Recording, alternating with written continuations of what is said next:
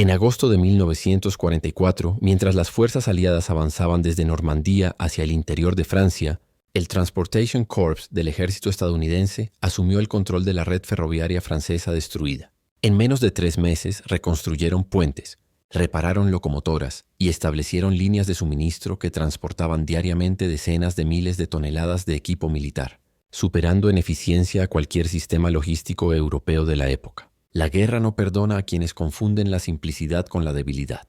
En los mapas alemanes, las líneas ferroviarias estadounidenses aparecían como blancos vulnerables, rutas lentas e indefensas que cualquier bombardeo podría paralizar. Pero cuando los trenes militares comenzaron a cruzar Francia liberada con precisión matemática, transportando en horas lo que los convoyes alemanes no lograban mover en semanas, la burla se transformó en silencio incómodo. Esta es la historia de cómo los rieles de acero se convirtieron en las arterias de la victoria, y de cómo aquellos que despreciaron los trenes del destino descubrieron demasiado tarde que subestimar la logística estadounidense era subestimar la guerra misma. En la sala de estrategia de un cuartel alemán al norte de París, el general Kurt Reinhardt sostenía entre sus dedos un cigarro apagado mientras estudiaba los informes de inteligencia sobre el avance aliado. Las fotografías aéreas mostraban largas hileras de vagones estadounidenses serpenteando por la campiña francesa, cargados con suministros que parecían interminables. Reinhardt soltó una risa seca, casi despectiva, y señaló las imágenes con el extremo del cigarro. Para él, aquellos trenes eran la prueba irrefutable de la ingenuidad estadounidense, de su fe ciega en métodos anticuados que cualquier ataque coordinado podría destruir. Los oficiales a su alrededor asintieron con complicidad, compartiendo la certeza de que la logística ferroviaria era un lujo de tiempos de paz, no una herramienta de guerra moderna. Mientras tanto, a cientos de kilómetros al oeste, en una estación ferroviaria improvisada cerca de Caen, el teniente Henry Carter revisaba los horarios de salida con la meticulosidad de un relojero. Cada tren debía partir exactamente a la hora señalada, sin margen para retrasos ni improvisaciones. Carter no era un hombre de palabras grandilocuentes ni de gestos heroicos, pero entendía que la guerra se ganaba con números, con toneladas de municiones entregadas a tiempo y con combustible que llegaba antes de que los tanques quedaran varados. Observaba a los soldados cargar cajas de proyectiles en los vagones, el sudor brillando en sus frentes bajo el sol de agosto. El sonido metálico de las cadenas ajustándose resonaba como una sinfonía industrial, y Carter sabía que cada segundo ahorrado en esa estación significaba vidas salvadas en el frente. En el taller adyacente, Samuel Brooks ajustaba una válvula con las manos manchadas de grasa negra, el olor acre del aceite de máquinas impregnando el aire caliente. Era un ingeniero ferroviario afroamericano que había trabajado en las líneas del sur de Estados Unidos antes de la guerra, y ahora aplicaba ese mismo conocimiento a locomotoras europeas destrozadas por el combate. Brooks no esperaba medallas ni reconocimientos, pero sentía un orgullo profundo cada vez que una máquina inservible volvía a la vida bajo sus manos. Para él, los trenes no eran solo metal y vapor, eran la columna vertebral invisible de la victoria. Sabía que los generales alemanes nunca comprenderían eso, porque habían construido su estrategia sobre la velocidad y la sorpresa, no sobre la capacidad de sostener una ofensiva durante meses. En las barracas de prisioneros alemanes cerca de Rennes, Karl Vogel esperaba su turno para ser interrogado. Había sido capturado 2 semanas atrás, durante una retirada caótica en la que su unidad quedó rodeada por columnas blindadas estadounidenses. Vogel recordaba las palabras de sus superiores antes de la invasión, las promesas de que los aliados colapsarían bajo el peso de sus propias líneas de suministro. Ahora, sentado en un vagón de madera que lo transportaría a un campo de detención en el interior de Francia, observaba por la ventana cómo los convoyes ferroviarios estadounidenses pasaban en dirección contraria, cargados con tanques Sherman, cajas de raciones y barriles de combustible. Era una visión que contradecía todo lo que le habían enseñado, y por primera vez desde su captura, Vogel sintió algo más inquietante que el miedo, la comprensión de que Alemania había perdido la guerra antes de que las primeras bombas cayeran sobre Normandía. El contraste era brutal y evidente. Mientras las divisiones alemanas mendigaban combustible y municiones que nunca llegaban, los trenes estadounidenses cruzaban Francia con la regularidad de un reloj suizo. No había dramatismo ni heroísmo visible en esas locomotoras humeantes, solo eficiencia implacable, toneladas de recursos moviéndose con precisión desde los puertos hasta las líneas del frente.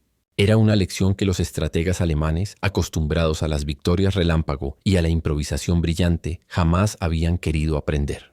Porque en el fondo, aceptar la superioridad de la logística estadounidense significaba aceptar que la guerra moderna no se ganaba solo con coraje, sino con la capacidad de alimentar una maquinaria bélica sin descanso. En la guerra, Quien controla los rieles controla el destino de las naciones. Los días se convirtieron en semanas, y las líneas ferroviarias estadounidenses se extendieron como venas de acero por el cuerpo de Francia. Desde Cherburgo hasta París, desde Caen hasta Reims, los ingenieros del Transportation Corps trabajaban sin descanso para reconstruir puentes destruidos y reparar tramos de vías saboteados por la resistencia francesa durante la ocupación. Cada sección reparada significaba un avance en la capacidad de transportar más tropas, más tanques, más de todo. El teniente Carter coordinaba los horarios desde una oficina improvisada en un vagón de pasajeros rodeado de mapas cubiertos de anotaciones y tazas de café frío. No dormía más de 4 horas por noche, pero nunca se quejaba. Para él, el cansancio era solo otro enemigo que debía ignorar. Samuel Brooks, por su parte, había dejado de contar cuántas locomotoras había reparado. Sus manos conocían cada tornillo, cada pistón, cada válvula de aquellas máquinas europeas que le habían parecido extrañas al principio. Ahora las dominaba con la misma familiaridad que las locomotoras del sur de Estados Unidos. El ruido de las herramientas resonaba en el taller como una canción monótona pero reconfortante. Brooks sabía que los soldados en el frente dependían de su trabajo tanto como de las balas que disparaban. Cada tren que salía a tiempo era una victoria silenciosa, una promesa cumplida. Y aunque nunca recibía elogios públicos, sentía una satisfacción profunda cuando veía las locomotoras que había salvado desaparecer en el horizonte, arrastrando vagones cargados de esperanza.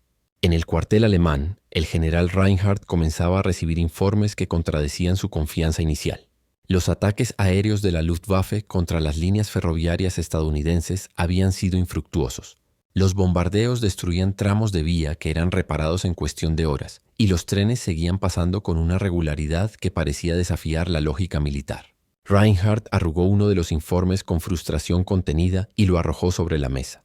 Sus oficiales permanecieron en silencio, evitando su mirada. La arrogancia inicial había dado paso a una inquietud creciente, y aunque ninguno lo admitía abiertamente, todos comprendían que habían subestimado a un enemigo que no luchaba solo con soldados, sino con una capacidad industrial que Alemania no podía igualar. Karl Vogel observaba desde su vagón de prisioneros cómo los soldados estadounidenses manejaban los trenes con una eficiencia casi mecánica.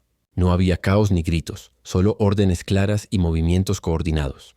Los vagones donde viajaba con otros prisioneros alemanes no eran lujosos, pero tampoco eran jaulas. Había agua potable, raciones básicas y espacio suficiente para sentarse. Vogel recordaba los trenes de ganado en los que Alemania transportaba a los judíos hacia el este y sintió una vergüenza que no sabía cómo nombrar. La diferencia no era solo de recursos, sino de valores. Los estadounidenses trataban incluso a sus enemigos con una humanidad que el Tercer Reich había abandonado hacía tiempo. Era una revelación amarga, pero imposible de ignorar. El paisaje francés pasaba por las ventanas del tren como una pintura en movimiento. Campos devastados por los combates, pueblos liberados con banderas tricolores ondeando en las plazas, columnas de refugiados que regresaban a sus hogares destruidos. Los trenes estadounidenses no solo transportaban guerra, también llevaban esperanza. En cada estación los civiles franceses saludaban a los soldados con gritos de gratitud, les ofrecían vino y pan, les abrazaban con lágrimas en los ojos. Para ellos, aquellos trenes humeantes eran la prueba tangible de que la ocupación había terminado.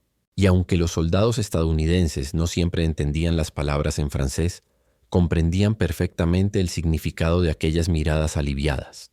La verdadera fuerza de un ejército no se mide solo en batallas ganadas, sino en su capacidad de sostener el avance sin descanso. A medida que el verano avanzaba hacia el otoño, la red ferroviaria estadounidense en Francia se convirtió en una maravilla de ingeniería militar. Los trenes operaban las 24 horas del día, en turnos rotatorios que garantizaban que nunca hubiera una interrupción significativa en el flujo de suministros. El teniente Carter había perfeccionado el sistema hasta el punto de que podía predecir con precisión milimétrica cuándo llegaría cada convoy a su destino. Los retrasos eran raros y cuando ocurrían, se corregían con una velocidad que dejaba asombrados incluso a los oficiales británicos más experimentados. La disciplina estadounidense, tan ridiculizada por los alemanes al inicio de la guerra, se había transformado en una ventaja decisiva. Samuel Brooks había desarrollado una reputación entre los ingenieros del Transportation Corps. Cuando una locomotora parecía irrecuperable, lo llamaban. Cuando un problema mecánico desafiaba las soluciones convencionales, Brooks encontraba la manera de resolverlo con herramientas improvisadas y conocimientos que no venían de manuales académicos, sino de años de experiencia en talleres polvorientos del sur. Su piel oscura brillaba bajo el sol mientras ajustaba piezas con manos seguras. Y aunque algunos oficiales sureños lo miraban con desconfianza, ninguno podía negar que Brooks era indispensable. Él no buscaba reconocimiento, pero sabía que su trabajo hablaba más fuerte que cualquier medalla. En el cuartel alemán, el general Reinhardt recibió una orden que no esperaba. Debía evacuar su posición y retirarse hacia el este. Las líneas alemanas colapsaban bajo la presión aliada, y la falta de combustible y municiones hacía imposible sostener una defensa organizada. Reinhardt miró por última vez los mapas que había estudiado durante meses, las líneas rojas que marcaban posiciones alemanas que ya no existían. Por primera vez en su carrera, sintió que la guerra no se había perdido en un campo de batalla específico, sino en la incapacidad de Alemania para mantener sus ejércitos abastecidos. Los trenes estadounidenses, aquellos blancos fáciles que había despreciado, habían resultado ser el arma más letal de la guerra. Karl Vogel fue transferido a un campo de prisioneros en el centro de Francia y durante el viaje en tren tuvo tiempo de reflexionar sobre todo lo que había visto. Los soldados estadounidenses que custodiaban a los prisioneros eran jóvenes, algunos apenas mayores que él, y muchos parecían tan cansados como los alemanes. Pero había una diferencia fundamental. Ellos sabían que ganarían. No era arrogancia, sino certeza basada en hechos. Vogel había visto los convoyes interminables, las columnas de tanques que nunca se detenían, los camiones cargados de suministros que parecían multiplicarse cada día. Alemania había luchado con valentía, pero la valentía sola no podía competir contra una nación que producía aviones, tanques y municiones más rápido de lo que podían ser destruidos. El otoño trajo lluvias que convirtieron los caminos en lodazales, pero los trenes seguían funcionando. Las vías de acero no se hundían en el barro como los camiones, y aunque las tormentas ralentizaban algunos convoyes, nunca los detenían por completo. El teniente Carter observaba desde su vagón oficina cómo las locomotoras avanzaban bajo la lluvia, arrastrando su carga con una determinación que parecía casi humana. Pensó en los generales alemanes que habían apostado por la velocidad y la sorpresa, y se preguntó si alguna vez habían comprendido que las guerras largas las ganaban aquellos que podían sostener el esfuerzo, no aquellos que ganaban las primeras batallas. La guerra moderna es una ecuación de hierro y vapor, donde cada tonelada transportada vale más que 1000 discursos de gloria. Para cuando París fue liberada en agosto de 1944, los trenes militares estadounidenses ya eran una parte inseparable del paisaje francés. Las locomotoras humeantes se habían convertido en símbolos de liberación tanto como los tanques Sherman y los soldados que desfilaban por los campos elíseos. Los civiles franceses habían aprendido a reconocer el silbato característico de los trenes estadounidenses, un sonido que significaba que la normalidad estaba regresando, que las tiendas volverían a tener comida, que las fábricas recibirían materias primas. El teniente Carter caminaba por las calles de París durante un breve permiso, observando cómo los niños corrían junto a las vías para saludar a los maquinistas. Era un reconocimiento silencioso pero profundo. Samuel Brooks nunca visitó París, pero no le importaba. Su lugar estaba en los talleres, entre el olor a grasa y el ruido de las máquinas. Había recibido una carta de su madre desde Alabama, en la que le contaba cómo los periódicos locales publicaban historias sobre soldados afroamericanos sirviendo en Europa. Brooks sabía que aquellas historias rara vez mencionaban a los ingenieros y mecánicos, pero no le molestaba. Su contribución no necesitaba titulares. Cada tren que reparaba era su legado. Cada locomotora que volvía a rodar era su medalla. Y cuando la guerra terminara, regresaría a su hogar sabiendo que había hecho algo importante, algo que ningún discurso racista podría quitarle. El general Reinhardt fue capturado en octubre de 1944, durante la retirada alemana hacia el Rin. Lo transportaron a un campo de prisioneros en un tren militar estadounidense, y durante el viaje tuvo tiempo de reflexionar sobre sus errores. Miró por la ventana y vio los mismos convoyes que había despreciado meses atrás, ahora transportando prisioneros alemanes hacia el interior de Francia. La ironía no se le escapó. Había construido su carrera sobre la certeza de que Alemania era superior en todos los aspectos militares, y ahora descubría que había perdido la guerra contra un enemigo que nunca había despreciado la logística. Era una lección humillante pero inevitable. Karl Vogel fue liberado en 1946, después de pasar casi 2 años como prisionero de guerra. Regresó a Alemania en un tren de repatriación, mirando por la ventana las ciudades destruidas que alguna vez habían sido prósperas. Durante su cautiverio había aprendido inglés básico y había trabajado en granjas estadounidenses, tratado con una dignidad que nunca esperó recibir. Cuando sus compañeros de viaje le preguntaban sobre la guerra, Vogel siempre contaba la misma historia. Los trenes estadounidenses. Les explicaba cómo aquellas máquinas simples y funcionales habían ganado la guerra sin disparar un solo tiro, transportando el futuro mientras Alemania se aferraba al pasado. Algunos lo escuchaban con escepticismo, pero Vogel sabía que decía la verdad. El teniente Henry Carter recibió una condecoración menor al final de la guerra, un reconocimiento discreto por su labor logística. No fue invitado a los desfiles de victoria ni apareció en las fotografías oficiales. Pero cuando regresó a Estados Unidos en 1945, lo hizo con la satisfacción de haber cumplido su deber de la mejor manera posible. Años después, cuando sus nietos le preguntaban sobre la guerra, Carter les contaba historias sobre trenes, sobre horarios cumplidos y toneladas transportadas. Y aunque ellos esperaban relatos de batallas heroicas, terminaban comprendiendo que la verdadera grandeza de su abuelo había estado en la capacidad de mantener una máquina funcionando cuando el mundo entero se desmoronaba a su alrededor. Las guerras las ganan aquellos que comprenden que la victoria no es un destello de genialidad, sino la acumulación paciente de pequeñas eficiencias repetidas 1000 veces. La primavera de 1945 trajo consigo el colapso definitivo del Tercer Reich, y con él la confirmación de lo que muchos ya sabían. La guerra se había decidido no en los campos de batalla, sino en las líneas de suministro.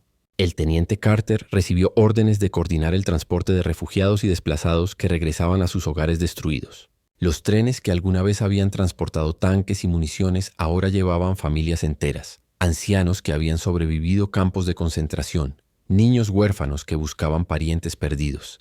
Carter observaba desde el andén cómo subían a los vagones con maletas improvisadas y miradas vacías. La guerra había terminado oficialmente, pero sus heridas seguirían sangrando durante décadas. Y sin embargo, aquellos trenes seguían funcionando con la misma precisión que durante el combate, porque la reconstrucción también requería logística implacable. Samuel Brooks trabajaba ahora en la restauración completa de la red ferroviaria francesa, un proyecto masivo que devolvería a Francia su capacidad de transporte comercial. Los talleres ya no olían a pólvora ni urgencias, sino a aceite fresco y metal nuevo. Brooks había entrenado a varios jóvenes franceses en técnicas de reparación que había perfeccionado durante la guerra, y sentía un orgullo diferente al que había experimentado bajo fuego enemigo. Era el orgullo de quien construye, no de quien destruye. Sabía que cuando regresara a Estados Unidos volvería a enfrentar la segregación y el racismo que había dejado atrás, pero también sabía que nadie podría quitarle lo que había logrado en Europa. Había demostrado con sus propias manos que la competencia no tiene color de piel. El general Reinhardt pasaba sus días en un campo de prisioneros cerca de Mannheim, rodeado de oficiales alemanes que compartían su derrota, pero no necesariamente su comprensión. Durante las largas horas de cautiverio, Reinhardt escribía memorias que nunca serían publicadas, reflexiones sobre los errores estratégicos de Alemania. Dedicaba páginas enteras a analizar la superioridad logística estadounidense, reconociendo con amargura que había despreciado el factor que resultó decisivo. Sus compañeros de cautiverio lo consideraban pesimista, incluso derrotista, pero Reinhardt sabía que no escribía para ellos sino para una generación futura que quizás aprendería de los errores del pasado. La guerra no se había perdido por falta de valentía alemana, sino por una arrogancia que confundió la eficiencia con la debilidad. Karl Vogel caminaba por las ruinas de Colonia, su ciudad natal, buscando la casa donde había crecido. Lo que encontró fue un montón de escombros y una placa improvisada con nombres de vecinos muertos durante los bombardeos. Se sentó sobre los restos de lo que alguna vez fue la cocina de su madre y lloró sin consuelo. Durante su cautiverio, había mantenido la esperanza de que algo de su vida anterior sobreviviría, pero ahora comprendía que el mundo que conocía había desaparecido para siempre. Recordó los trenes estadounidenses, aquellas máquinas eficientes que habían transportado tanto destrucción como reconstrucción, y se preguntó si Alemania alguna vez podría reconstruirse con la misma determinación que los aliados habían mostrado para derrotarla. Era una pregunta sin respuesta inmediata, pero que definiría el futuro de su nación. En Washington, funcionarios del Departamento de Guerra compilaban estadísticas sobre la guerra en Europa. Los números eran asombrosos. Más de 5.000 kilómetros de vías férreas reconstruidas, 120.000 toneladas de suministros transportadas diariamente en los momentos críticos, millones de soldados movilizados sin fallas logísticas significativas. Los trenes militares estadounidenses habían movido más tonelaje que toda la Luftwaffe alemana durante toda la guerra. Eran cifras que confirmaban lo que los generales alemanes habían aprendido demasiado tarde, que la capacidad industrial de Estados Unidos era un arma tan letal como cualquier bombardero o acorazado. Y aunque aquellos números nunca aparecerían en titulares espectaculares, representaban la diferencia entre la victoria y la derrota. El orgullo es el lujo de aquellos que no comprenden que la guerra moderna se gana con tornillos apretados y horarios cumplidos, no con discursos grandilocuentes. Los años de posguerra transformaron Europa de maneras que nadie había anticipado completamente. El Plan Marshall trajo consigo una nueva oleada de inversión estadounidense y con ella la modernización definitiva de las redes ferroviarias europeas. El teniente Carter, ya retirado del servicio activo, trabajaba ahora como consultor para empresas ferroviarias que buscaban implementar los métodos que él había perfeccionado durante la guerra. Viajaba por Francia, Bélgica y Holanda enseñando a ingenieros locales cómo optimizar rutas, cómo coordinar horarios con precisión militar, cómo transformar el caos en eficiencia. Era un trabajo menos dramático que coordinar convoyes bajo fuego enemigo, pero Carter lo encontraba igualmente satisfactorio. Estaba construyendo algo duradero, algo que sobreviviría mucho después de que las últimas cicatrices de la guerra hubieran sanado. Samuel Brooks regresó a Alabama en 1946, esperando retomar su vida anterior, pero descubrió que no podía. Había visto demasiado, aprendido demasiado, contribuido demasiado como para aceptar las limitaciones que la segregación intentaba imponerle. Abrió su propio taller mecánico en Birmingham, especializándose en reparación de maquinaria pesada. Los clientes blancos llegaban con desconfianza inicial, pero se marchaban impresionados por su pericia. Brooks nunca habló mucho sobre la guerra, pero su trabajo hablaba por él. Cada máquina que reparaba era un testimonio silencioso de que había servido a su país con la misma competencia que cualquier soldado blanco y que merecía el mismo respeto. Era una batalla diferente, más lenta y menos visible, pero igualmente importante. El general Reinhardt fue liberado en 1948 después de 3 años de cautiverio. Regresó a una Alemania dividida y derrotada, donde los antiguos oficiales del Wehrmacht eran vistos con una mezcla de vergüenza y nostalgia. Reinhardt se retiró a una pequeña granja en Baviera, donde pasaba sus días cultivando verduras y reflexionando sobre el pasado. Nunca publicó sus memorias, pero las guardó cuidadosamente en un baúl de madera. Ocasionalmente, algún historiador joven lo visitaba para preguntarle sobre la guerra, y Reinhardt siempre les contaba la misma lección: que Alemania había perdido porque había subestimado la importancia de la logística. Algunos lo escuchaban con interés, otros con escepticismo, pero Reinhardt ya no buscaba convencer a nadie. Había aprendido su lección demasiado tarde para cambiar el curso de la historia. Karl Vogel se convirtió en maestro de escuela en la Alemania occidental de posguerra. Enseñaba historia y geografía a niños que habían nacido durante el conflicto o inmediatamente después, jóvenes que solo conocían la guerra a través de las cicatrices que había dejado en sus ciudades. Vogel era cuidadoso al hablar sobre el Tercer Reich, evitando tanto la nostalgia como la condena simplista. Pero siempre enfatizaba una lección: que las naciones que confían solo en la fuerza militar sin considerar la capacidad de sostenerla están condenadas al fracaso. Les contaba sobre los trenes estadounidenses, sobre cómo aquellas máquinas simples habían demostrado que la eficiencia era más poderosa que la ideología. Sus estudiantes no siempre entendían completamente, pero Vogel plantaba semillas que quizás germinarían cuando ellos fueran adultos. En 1955, 10 años después del fin de la guerra, se inauguró en Francia un monumento dedicado al Transportation Corps del ejército estadounidense. Era una pequeña placa de bronce en una estación ferroviaria cerca de Caen, con una inscripción simple que agradecía a los ingenieros y soldados que habían reconstruido las líneas de Francia. El teniente Carter asistió a la ceremonia, ahora un hombre de mediana edad con canas en las sienes. Observó la placa con una sonrisa discreta, recordando las noches sin dormir, los problemas imposibles que había resuelto, los miles de toneladas que había movido. Samuel Brooks no fue invitado oficialmente, pero habría sonreído al saber que su trabajo también estaba representado en aquella placa, porque aunque la historia rara vez recuerda a los mecánicos y maquinistas, sin ellos no habría habido victoria. Los monumentos glorifican a los generales, pero las guerras las ganan los hombres que aprietan tornillos bajo la lluvia y mantienen las máquinas funcionando cuando todos los demás ya han abandonado. Las décadas que siguieron transformaron la memoria de la Segunda Guerra Mundial en narrativa oficial, en libros de texto y películas que preferían los héroes dramáticos sobre las victorias silenciosas. Los desembarcos de Normandía se convirtieron en leyenda, las batallas de tanques en iconos culturales, pero los trenes que habían hecho posible todo aquello permanecieron en la penumbra de la historia. El teniente Carter, ahora anciano y jubilado, observaba con cierta ironía cómo las películas de guerra mostraban soldados valientes, pero rara vez mencionaban la logística que los mantenía vivos. No sentía resentimiento, solo una comprensión tranquila de que la verdadera naturaleza de la guerra era demasiado compleja para resumirse en 2 horas de cinematografía. Los héroes reales, pensaba, no siempre disparan armas ni pronuncian discursos inspiradores. Samuel Brooks falleció en 1973 en su taller de Birmingham, rodeado de las máquinas que había amado toda su vida. Su obituario en el periódico local fue breve: mencionando su servicio militar pero sin detallar su contribución específica.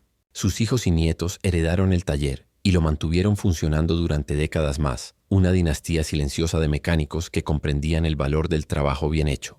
En una caja de madera en el ático de la casa familiar guardaban algunas fotografías de Brooks con su uniforme del Transportation Corps, de pie junto a una locomotora francesa.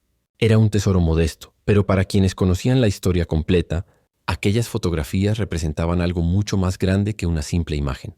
Representaban la prueba de que un hombre negro del sur había jugado un papel crucial en la derrota del fascismo europeo. El general Reinhardt murió en 1962, llevándose consigo sus memorias no publicadas. Su hijo, un profesor de ingeniería en Múnich, las leyó años después y quedó sorprendido por la honestidad brutal con la que su padre analizaba los errores alemanes. Consideró publicarlas, pero finalmente decidió donarlas a un archivo universitario donde historiadores pudieran consultarlas. Las memorias se convirtieron en fuente valiosa para académicos que estudiaban la logística de la Segunda Guerra Mundial. Y las reflexiones de Reinhardt sobre la superioridad del sistema ferroviario estadounidense fueron citadas en numerosas tesis. Era una forma de redención póstuma, pequeña pero significativa, donde un general derrotado contribuía al conocimiento histórico, reconociendo las razones de su derrota. Carl Vogel enseñó durante 30 años antes de jubilarse en 1978. Durante ese tiempo formó a cientos de estudiantes, muchos de los cuales se convirtieron en ingenieros, profesores y empresarios. Algunos le escribían años después para agradecerle por haberles enseñado que la eficiencia y la organización eran virtudes tan importantes como el coraje o la inteligencia. Vogel guardaba esas cartas en un cajón de su escritorio, releyéndolas ocasionalmente cuando la vejez le hacía dudar del valor de su trabajo. En una de sus últimas clases antes de retirarse, contó por última vez la historia de los trenes estadounidenses, aquellas máquinas que habían demostrado que las guerras modernas se ganaban con matemáticas y rieles de acero, no solo con ideología y sacrificio. Sus estudiantes lo escucharon en silencio y aunque no aplaudieron, Vogel vio en sus ojos que habían comprendido la lección. En el siglo XXI, historiadores militares comenzaron a reevaluar la importancia de la logística en la victoria aliada.